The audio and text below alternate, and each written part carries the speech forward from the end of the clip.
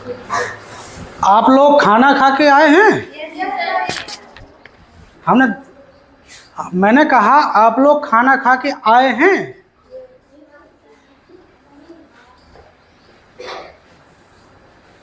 आप लोग मेला देखने गए? क्या किसी ने कोई पर्यटक स्थल घूमा? आप लोग रोजाना स्कूल आते हो नहा धोकर? ये जो बात हम कर रहे हैं, जब हम किसी पूरी बात को करते हैं तो जो पूरा लाइन जो हमको बात कहनी होती है, जब हम पूरी बात कह देते हैं, पूरी बात कह दें, जैसे हमने कह दिया आज गर्मी बहुत है,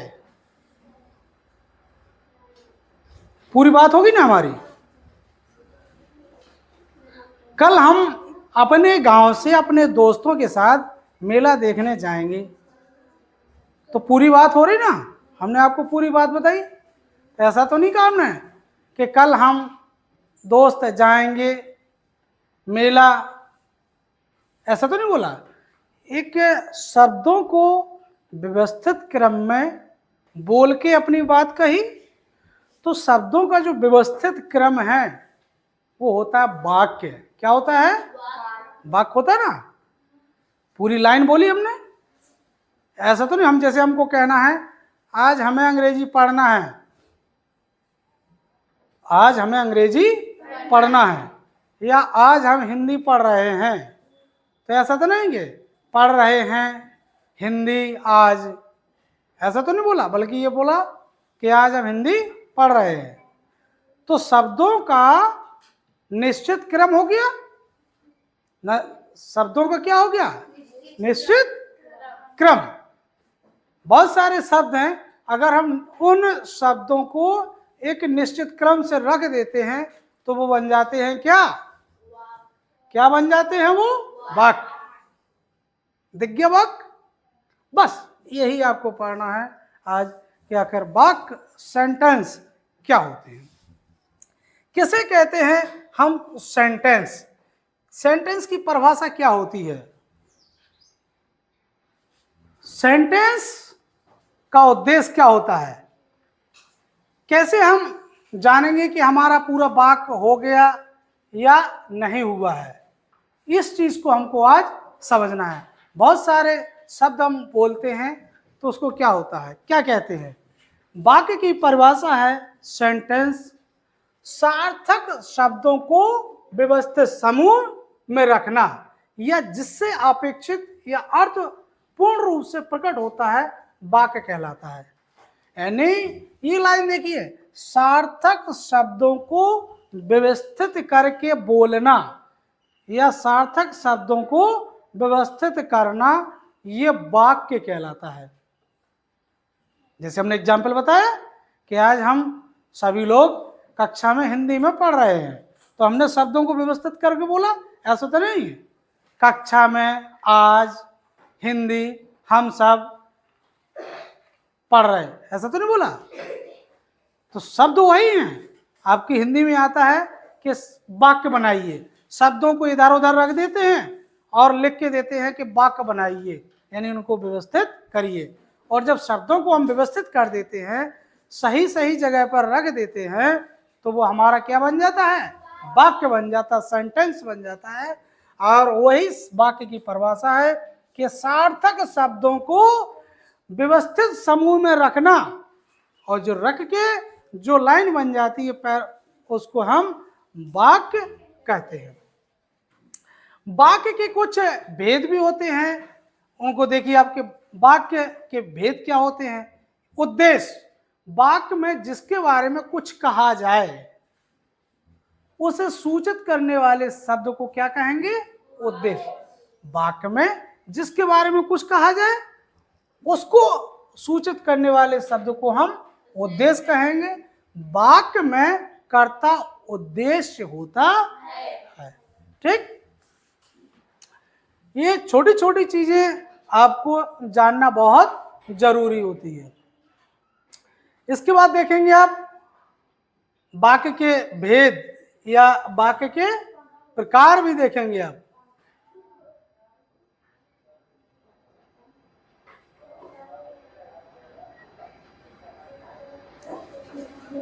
बात समझ में आ रही वाक्य को?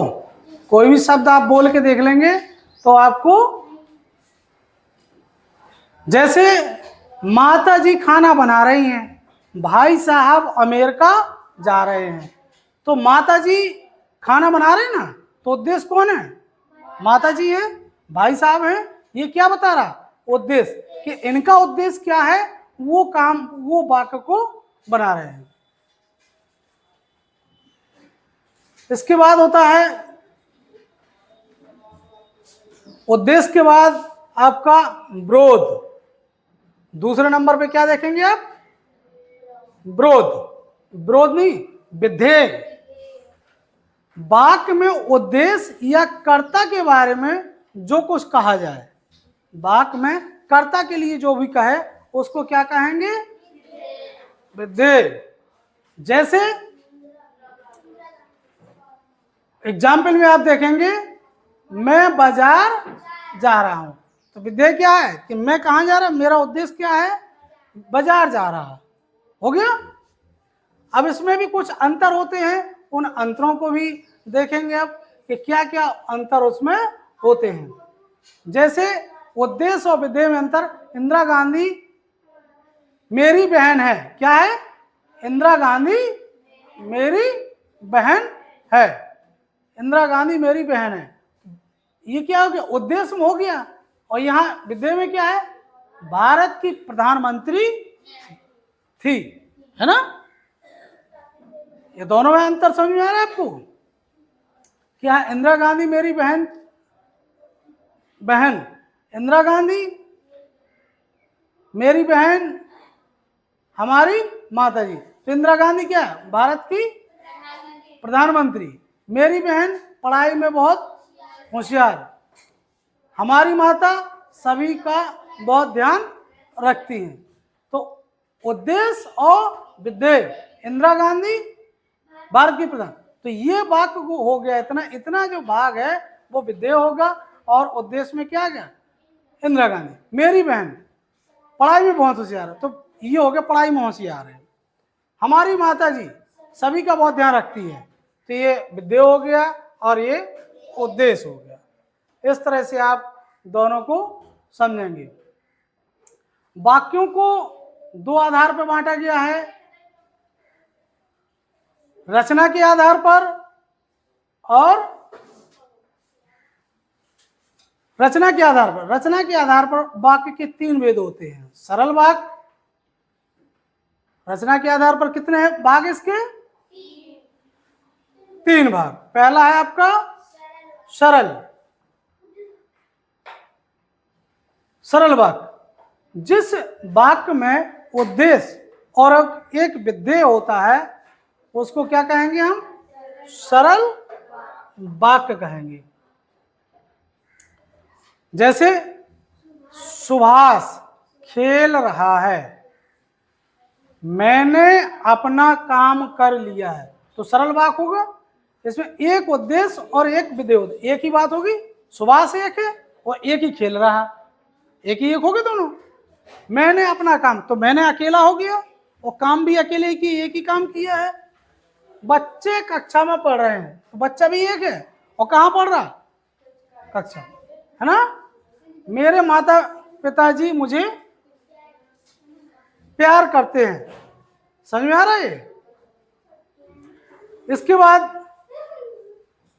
दूसरा है संयुक्त वाक्य। कौन सा? संयुक्त वाक्य, जिस वाक्य में दो या दो से अधिक वाक्यांशों को जोड़ने के लिए समुच्चय बोधक, दो या दो से वाक्य तो समझ रहे हैं ना? दो या दो से अधिक वाक्य, समुच्चय बोधक शब्द का प्रयोग किया जाता है, उसे संयुक्त वाक्य कहते हैं। वाक्यांशों को जोड़ने के लिए और, लेकिन, किंतु, परंतु, अथवा जैसे योजक चिन्हों का उपयोग किया जाता है। दो या दो से अधिक वाक्य और उनको वाक्यों को क्या करना है, जोड़ना। तो वाक्यों को जोड़ने में जो प्रयोग किए जाते हैं वो संयुक्त वाक्य, अगर दो या दो से अधिक जुड़े हैं और वो किससे जुड़े होते हैं, और, लेकिन, किंतु, परंतु, अथवा से वो जुड़े होते हैं। ठीक है, जैसे में आप देखेंगे कि मैं विद्यालय गई और जल्दी लौट आई, और आ गया तो दो वाक्य जुड़ गए हैं। राजू भी बाजार गया लेकिन मुझे नहीं मिला, तो लेकिन आ गया इसमें लेकिन आ गया। मैंने मेहनत तो की परंतु परिणाम अच्छा नहीं आया। पिताजी बाजार से आए और सोने चले गए, और, परंतु, लेकिन, और, ये क्या हो गए, वाक्यों को जोड़ने का काम कर रहे हैं। जब वाक्यों को जोड़ने का काम होता है, दो या दो से अधिक वाक्य जुड़े होते हैं तो वो संयुक्त वाक्य कहलाते हैं। Compound a composite sentence. अगला है मिश्रित वाक्य। कौन सा? मिश्रित वाक्य। अब मिश्रित वाक्य क्या होते हैं? जिस वाक्य में दो उपवाक्य हों परंतु एक प्रधान और दूसरा गौण हो, वह मिश्र वाक्य कहलाता है। इन वाक्यों को कुछ विशेष शब्दों से ऐसे जोड़ा जाता है कि दोनों उपवाक्य आपस में घुल मिल जाते हैं। ये शब्द जैसे ही वैसे ही, यदि तो, उसने, उसको, जब तब आदि। एग्जाम्पल में जैसे में देखें, जैसे ही मैं स्टेशन पहुंचा गाड़ी चल दी, तो इसमें क्या है? यदि तो, जैसे, वैसे ही, यदि तो, जिसने, उसको, जब तक। ये क्या होगा? ये इसमें है तो ये कहलाएगा आपका मिश्रित वाक्य। मिश्रित वाक्य के बाद है आपका, मिश्रित वाक्य तो समझ में आ रहा कि क्या होंगे मिश्रित वाक्य। इसके बाद है अर्थ के आधार पर। भाई वाक्य तीन प्रकार के थे, अगला आया है क्या?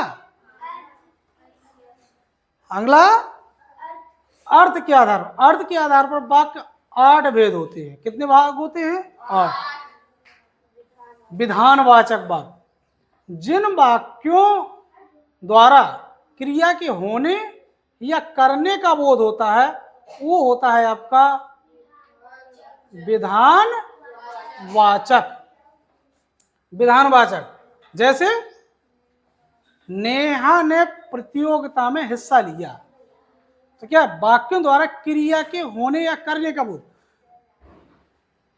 तो नेहा ने प्रतियोगिता में हिस्सा लिया, ये करने का बोध हो गया, तो ये क्या कहलाएगा? विधानवाचक वाक्य कहलाएगा।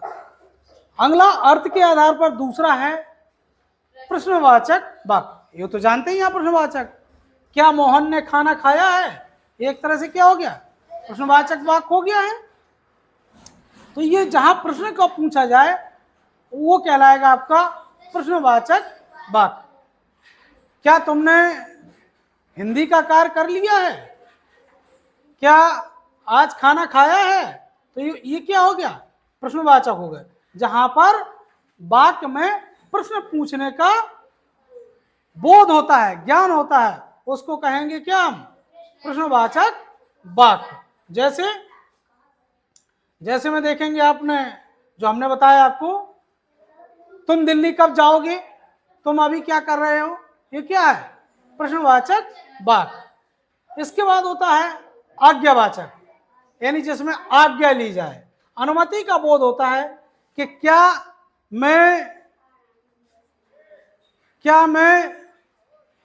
खाना खा लूं? तो क्या होगा? ये क्या हो रहा? अनुमति मांगी जा रही है। क्या मैं पानी पी लूं? ये क्या हो रही? आज्ञा, अनुमति मांगी। जैसे सुबह जल्दी उठा करो, शांति से पढ़ो, जिन वाक्यों के माध्यम से आज्ञा या अनुमति का बोध होता है वो आज्ञा सूचक वाक्य होते हैं। अगला है आपका इच्छावाचक शब्द। कौन सा? जिन वाक्यों में इच्छा, जिन वाक्यों में इच्छा प्रतीत हो, जैसे जिन वाक्यों द्वारा बोलने वाले की इच्छा, शुभकामना, आशीर्वाद, आशा आदि का बोध होता है वो कहलाता है इच्छावाचक वाक्य। हम लोग रोजाना इस्तेमाल करते हैं, बस केवल जानकारी नहीं होती है कि कौन सा आज्ञा का वाचक है, कौन इच्छावाचक है ना। भगवान तुम्हें दीर्घायु करे, क्या हो गई ये? इच्छावाचक। इसमें शुभकामना, आशीर्वाद, आशा के बारे में बताया जा रहा है, आशा का बोध कराया जा रहा है, इसीलिए जो हो गया इच्छावाचक वाक्य, यानी आधार के आधार पर ये वाक्य थे। अगला वाक्य आपका विस्मयादि बोधक वाक्य। जिन वाक्यों में द्वारा हर्ष, शोक, घृणा, गिलानी आदि का उपयोग होता है, बाद बोध होता है, ज्ञान होता है, उन्हें कहते हैं हम विस्मयादि वाक्य, विस्मयादि बोधक या विस्मयवाचक बोध। अरे यह क्या कर दिया, तो इसमें क्या होगा? भाव का बोध हो रहा। कौन से भाव? हर्ष, शोक, घृणा, आश्चर्य और गिलानी, इसका बोध हो रहा है, तो यह कहलाएगा क्या आपका? विस्मयादि बोधक। वाह क्या छक्का मारा, छी कितनी गंदगी है, तो ये क्या कहलाएगा आपका? विस्मयादि बोधक वाक्य। लास्ट है आपका निषेधवाचक। निषेधवाचक का मतलब क्या होता है? जहां जिन वाक्यों में कार्य के ना होने का बोध होता है। मेला में कोई नहीं गया, तो क्या हो गया? इसमें वाक्यों में ना होने का बोध हो रहा है। हमें अध्यापक की बात का उल्लंघन नहीं करना चाहिए, तो ना का नकारात्मक शब्द ना का उपयोग हो गया, तो ये कहलाएगा आपका निषेधवाचक वाक्य। इस तरह से अर्थ के आधार पर हम वाक्यों को समझते पढ़ते हैं। संदेहवाचक वाक्य। संदेहवाचक वाक्य जहां पर वाक्य में कोई संभावना हो, किसी भी संबंध कार्य करने की, वो कहलाएगा हमारा संदेहवाचक वाक्य। जैसे शायद मां बाजार गई, शायद मां बाजार गई, तो ये क्या हो गया? संदेहवाचक। लगता है आज वर्षा होगी, तो संदेह हो रहा है अपन को, लग रहा कि संदेह हो रहा है, तो ये कहलाएगा अपना संदेहवाचक शब्द। संकेतवाचक शब्द। जिन वाक्यों के द्वारा किसी कार्य के होने का संकेत हो। आज वर्षा हो सकती है ना? अगर तुमने पढ़ाई की तो तुम पास हो जाओगे, तो क्या हो रही है? संकेत हो रहा, तो ये कहलाएगी संकेतवाचक वाक्य। इस तरह से वाक्यों के बारे में आपने समझा। अगले वीडियो में आप महत्वपूर्ण टॉपिक है अलंकार। अगले वीडियो में आप अलंकार को समझेंगे।